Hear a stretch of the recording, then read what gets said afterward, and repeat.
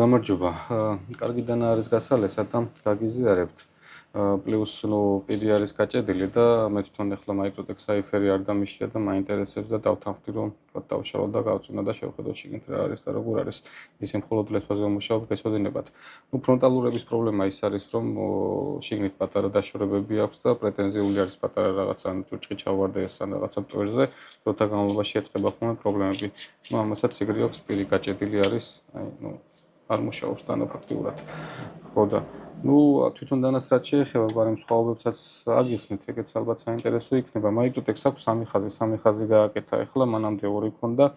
პირველი სტანდარტული ხაზი არის ეს Microtech-ი, სტანდარტულად ესეთი შეფუთვებით მოდის. Cypher-იც მაქვს ჩამოტანილი, არ გამომრჩეს და ეს არის მაგალითად სტანდარტული Microtech-ის Cypher-ი. მეორე არის გააკეთა Microtech Marfione Select-ი. უბრალოდ ისე Microtech-ის ყუთში დევს და Signature Series ყუთში დევს. ცალკე ყუთებში არ ჩაუდია Marfiones, ესეთი ყუთებით გვთავაზობს Marfione Select-ს. ფასები ძალიან დიდი არის სხვაობა Marfione Select-სა და Signature Series-ს შორის სტანდარტულს უბრალოდ Marfione Select-ი, ესეთ შეფუთვაში არის და აწერია ესეთ რომ Marfione Select-ი არის. მოდი ამ დანასაც გაგიზიარებთ. სტანდარტული ლატი ბერს გეცოდინებათ, ეს Marfione Select-ი არის, ესეთი შეფუთვებით მოდის ხოლმე. Marfione-სავით ამას უკვე ბარათი მოყვება, შედარებით პატარა არის, თუმცა ესეთი რკინაზე არის შესრულებული, თავისი დაბადების თარიღი და ყველაფერი. პლუს ეს Marfione-ს ნაჭერს აყოლებს, ესეთები არის ხოლმე Marfione-ს ეს სამზარეულო დანები გააკეთა ახალი და მაგასაც არეკლამებს, ეგენიც გვექნება აუცილებლად. და ესეც Select-ი არის.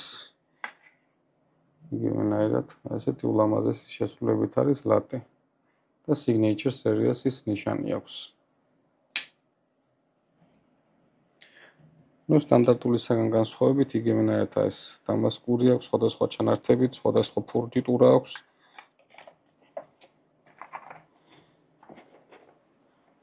და ბოლო ხაზი აქვს თვითონ უკვე Marfione. Marfione-ები ესეთი შეფუთვებით მოდის, მაგასაც გაგიზიარებთ. ესეთ პარკებში დევს ხოლმე, სკოჩით.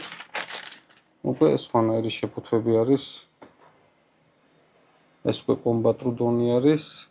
ამას უკვე Marfione-ს ყუთი აქვს, Marfione-ს ნიშანი აქვს, თავისივე ხელმოწერით. და გავხსნათ შიგნით შეფუთვაც.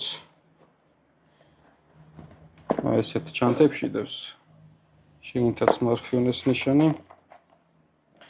ეს ნაჭერი იგივე არის, რაც Marfione Select-ს ჰქონდა. შიგნით ესეთი არის უკვე საბუთი, უკვე ბევრად დიდი და ასე ვთქვათ, შთამბეჭდავი საბუთით არის Select-ისგან განსხვავებით.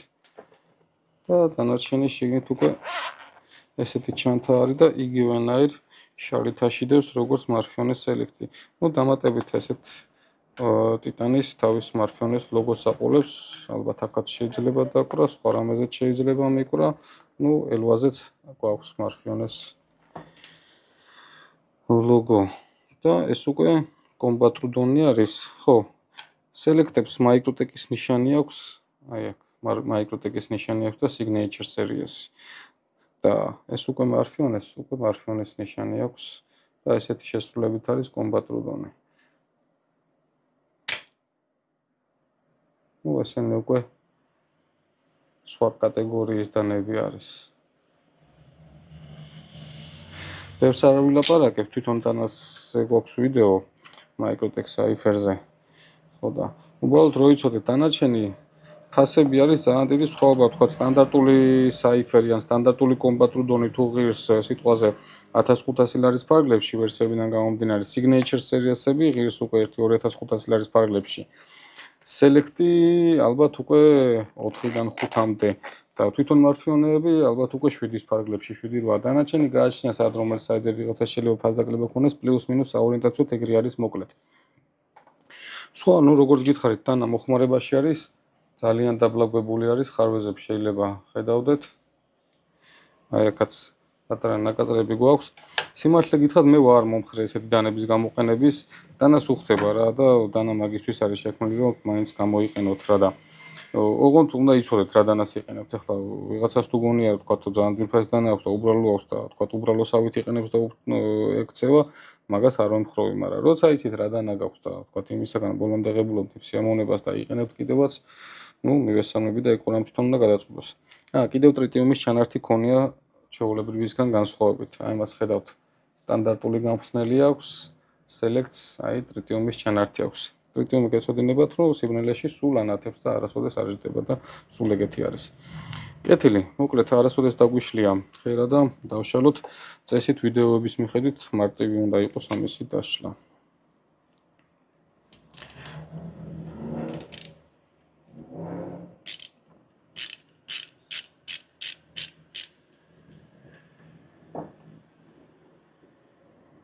წითელი ლოქტაიტი აქვს ნახმარი და წესით ახლა ეს წინ უნდა წავიდეს.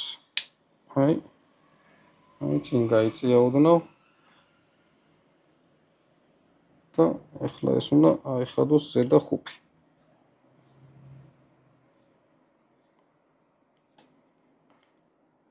ესეც ესე მეგობრებო, ესეც ზამბარა.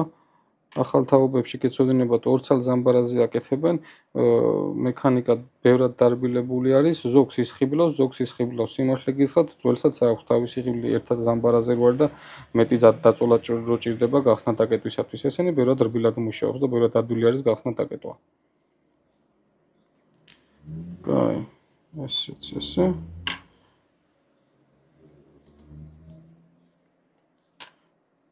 სკოჩი ყოფილა შეყოლებული, ბევრი არაფერი, უბრალოდ ალბათ სკოჩები ჭრეს და აი გაჭედილი არის. აი სკოჩი არის შეყოლებული. კაი, დამატებით მაინც ჩაუტარებ პატარა წმენდას. და ავაწყობ და ბოლოს შემოგთავაზებთ უკვე გალესილს მუშა მდგომარეობაში. სტანდარტული ქარხნული ლესვა ასეთ მდგომარეობაში არის. დიდად გადამრიელ ლესვა არ არის, აი აქ ბევრად აქეთ მხარეს ბევრად დიდია ლესვის სიგანე, აქეთ ბევრად წვრილი არის. მაქსიმალურად შევეცდები რომ გავაშუალედო და ჭრელი გავხატოთ.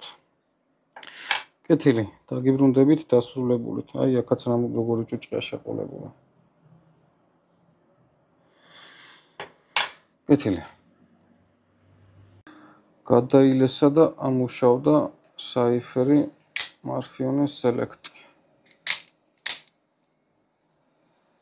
ნალესიც სტანდარტულად ლამაზი გამოვიდა.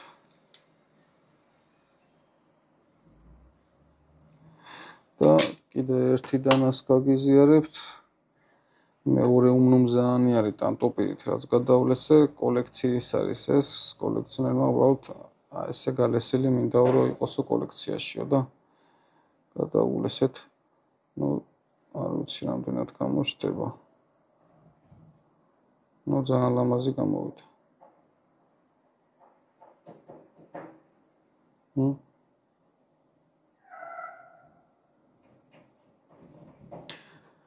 სიმართლე გითხრათ, არ ვიცი ამ დანებზე განა რამდენი უნდა გავლესო სულ ერთეულები. ძალიან დიდი ხანი ჭირდება ხოლმე და ძალიან დიდი შრომა ჭირდება, რომ ესეთი ხარისხი მივიღოთ ესეთ დანებზე და მოსაფიქრებელია. რამდენიმეს გალესვა შესაძლებელი არის, მაგრამ ესეთი რო ხშირად მოუნდეს, ფასიც რამდენია. ამაზეც ალბათ გუშინ საღამოს 10 საათზე მოურჩი ლესვას. მიახლოებით 1-4-5 საათი დამჭირდა ამის ლესვაზეც რა. კაი, ულამაზესი გამოვიდა. მადლობა ყურადღებისთვის.